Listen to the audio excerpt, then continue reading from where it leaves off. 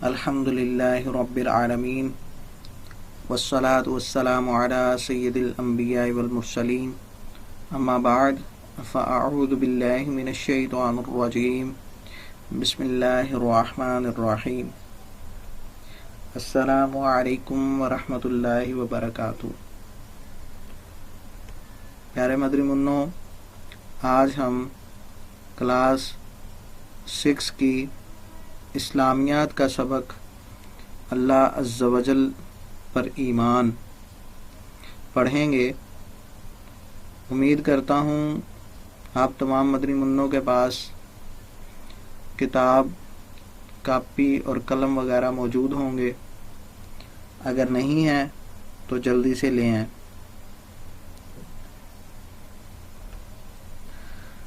پیارے مدری منوں، اس سبق کو پڑھنے کے بعد انشاءاللہ عز و جل آپ بتا سکیں گے کہ عقیدہ توحید کسے کہتے ہیں۔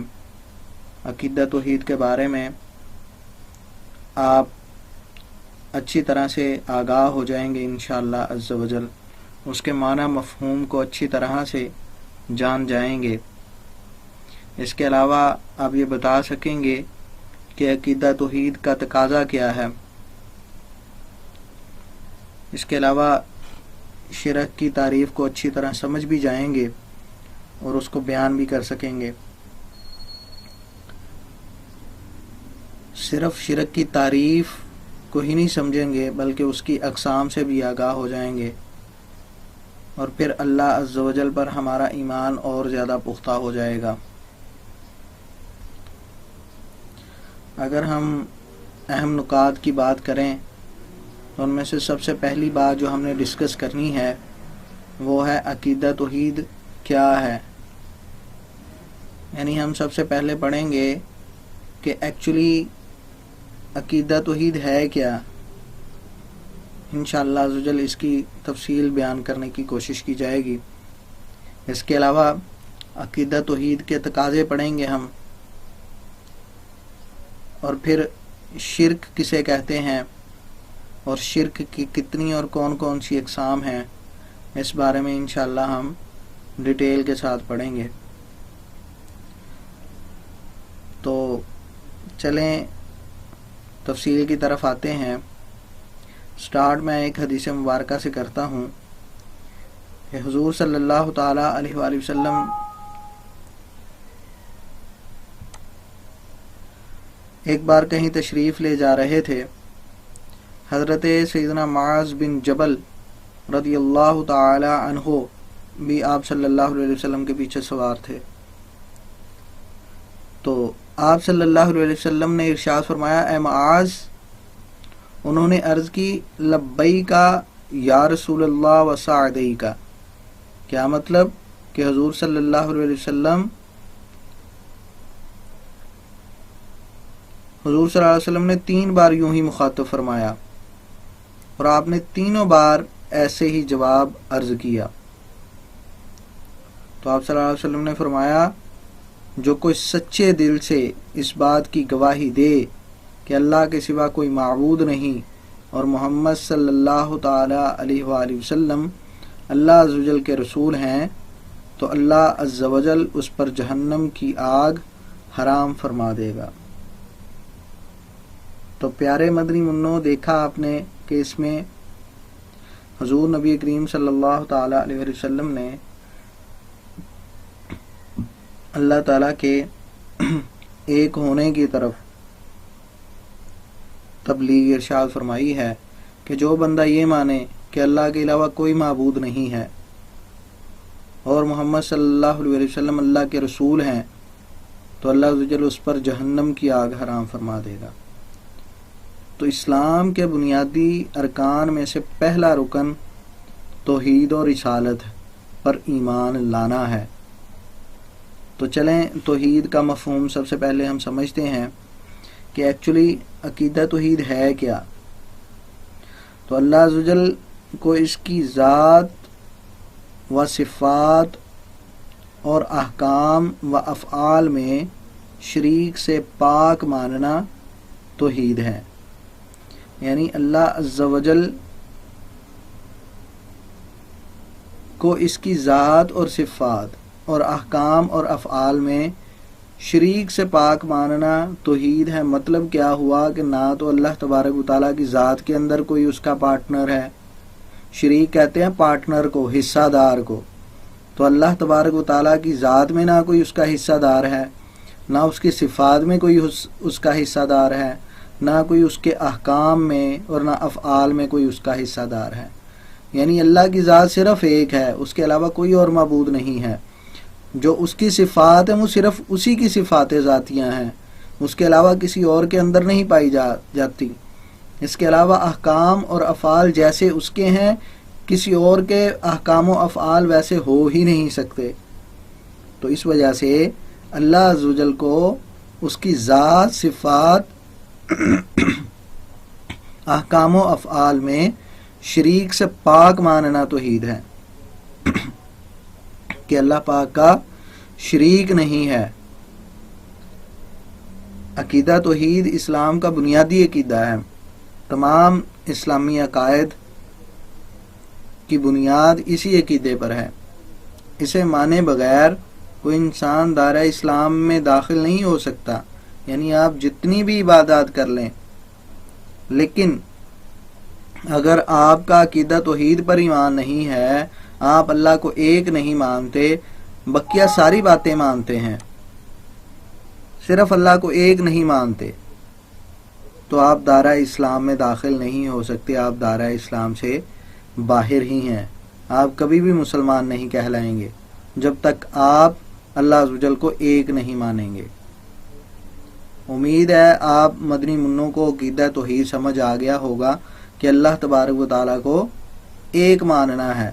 اب ایک کس کس چیز میں ماننا ہے؟ اس کی ذات میں بھی ایک ماننا ہے، اس کی ذات میں بھی وہ یکتا ہے، اس کی صفات میں بھی یکتا ہے، اس کے احکام و افعال کے اندر بھی وہ اکیلا ہی ہے۔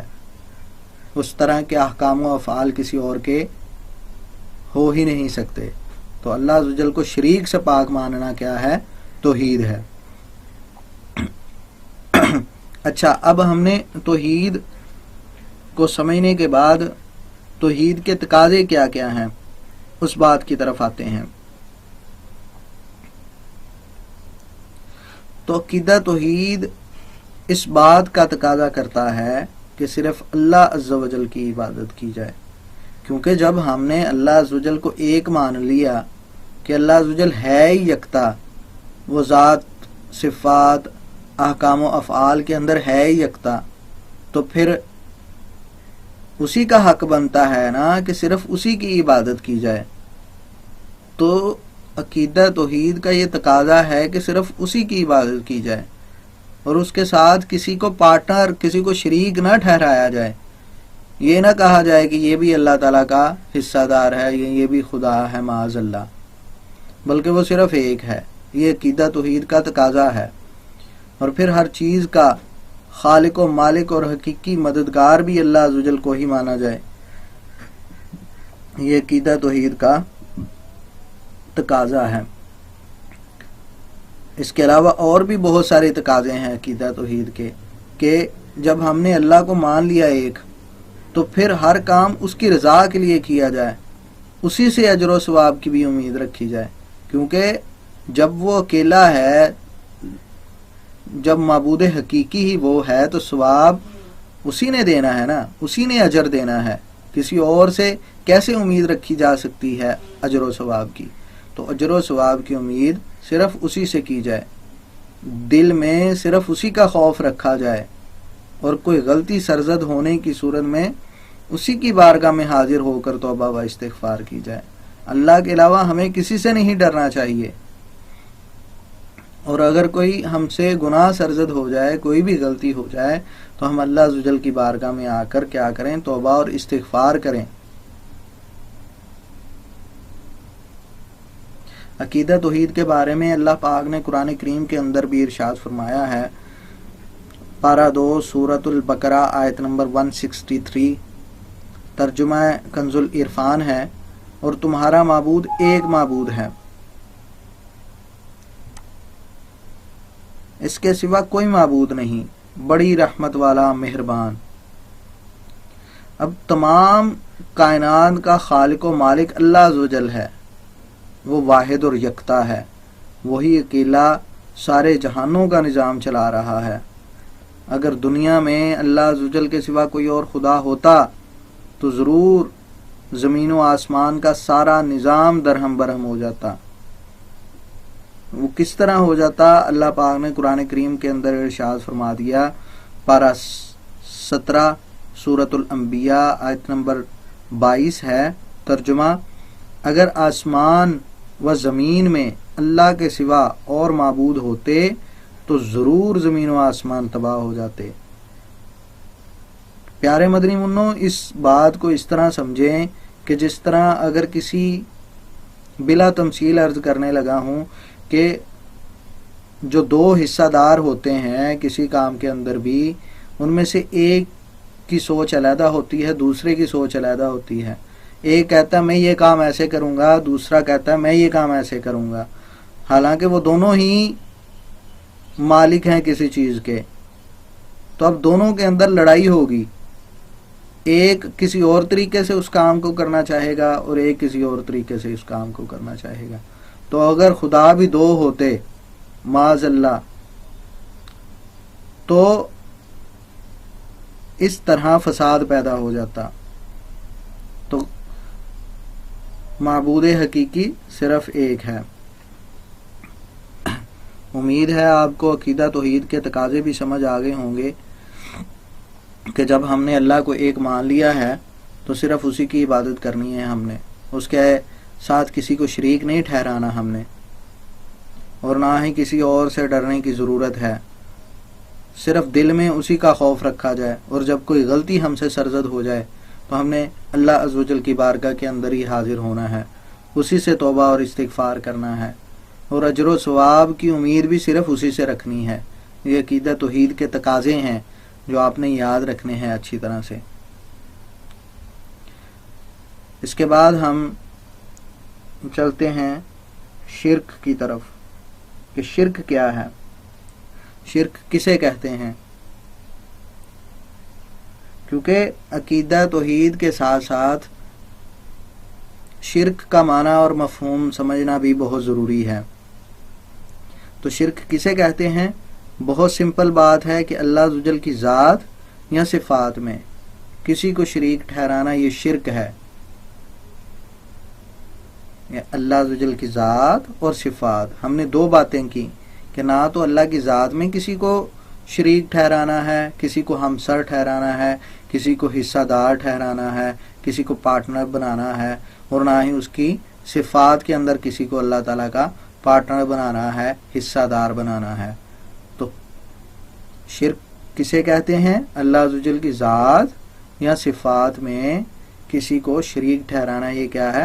شرک ہے۔ جب ہم نے بات کی کہ ذات اور صفات، تو اس طرح شرک کتنی قسموں میں ڈیوائیڈ ہو گیا؟ شرک کی دو قسمیں بن گئیں۔ وہ کون کون سی دو قسمیں ہیں؟ ایک اللہ عز و جل کی ذات میں شرک، اور دوسرا کیا ہے؟ اللہ عز و جل کی صفات میں شرک۔ تو شرک کی کتنی اقسام ہوئی؟ شرک کی دو اقسام ہیں، اللہ عز و جل کی ذات میں شرک اور اللہ عز و جل کی صفات میں شرک۔ اچھا، اب اللہ عز و جل کی ذات میں شرک کیا ہے اور صفات میں شرک کیا ہے؟ تو ذات میں شرک یہ ہے، اس سے مراد یہ ہے کہ اللہ عز و جل کے علاوہ کسی اور کو بھی معبود یا خدا مانے، جیسے ہندو اور دیگر بت پرست مانتے ہیں۔ جس طرح ہندو کتنے سارے بتوں کی پوجا کرتے ہیں، تو وہ ایک سے زیادہ خدا مانتے ہیں نا، وہ شریک ٹھہراتے ہیں اللہ تعالیٰ کا، وہ سب کو خدا مانتے ہیں جتنے بھی ان کے بت ہیں، حالانکہ اللہ کی ذات تو صرف ایک ہے۔ تو ذات میں شرک سے کیا مراد ہوا؟ کہ اللہ عز و جل کے علاوہ کسی اور کو بھی معبود مانے یا خدا مانے، جس طرح ہندو مان رہے ہیں آج کل۔ آپ نے دیکھا ہوگا یا سنا تو لازمی ہوگا کہ انہوں نے وہ بت پرست ہیں، بتوں کی پوجا کرتے ہیں۔ صرف ہندو ہی نہیں بتوں کی پوجا کرتے، اس کے علاوہ اور بھی مذاہب ہیں کہ جو بتوں کی پوجا کرتے ہیں۔ تو ذات میں شرک سے مراد یہ ہے کہ اللہ تعالیٰ کو ایک سے زیادہ معبود ماننا، اللہ تعالیٰ صرف ایک ہے، اس کے علاوہ کوئی اور معبود نہیں ہے۔ اس کے بعد ہم صفات میں شرک کی بات کریں تو اس کا مطلب یہ ہے کہ اللہ عز و جل کی صفات کی طرح کسی دوسرے کے لیے کوئی صفت مانی جائے۔ اچھا، اس کو اب میں مثال سے سمجھاتا ہوں۔ مثلا جس طرح اللہ عز و جل بغیر کسی کے دیے ذاتی طور پر خود سنتا ہے، اسی طرح کسی دوسرے کے لیے اللہ عز و جل کے دیے بغیر، یعنی سننے کی طاقت دیے بغیر، دیکھنے کی طاقت دیے بغیر، یہ ماننا صفات میں شرک ہے۔ یعنی اللہ تبارک و تعالیٰ جو سنتا ہے، وہ سننے کی جو اللہ تبارک و تعالیٰ کو طاقت دی ہے، جو دیکھنے کی اللہ تبارک و تعالیٰ کے پاس طاقت ہے، وہ کسی نے اس کو دی نہیں ہے۔ اللہ عز و جل ذاتی طور پر دیکھتا اور سنتا ہے، لیکن ہم انسان یا اللہ عز و جل کی کوئی بھی مخلوق جس کو اللہ تبارک و تعالیٰ نے سننے اور دیکھنے کی طاقت دی ہے، وہ اللہ کی دی ہوئی طاقت کے بغیر نہ سن سکتا ہے نہ دیکھ سکتا ہے۔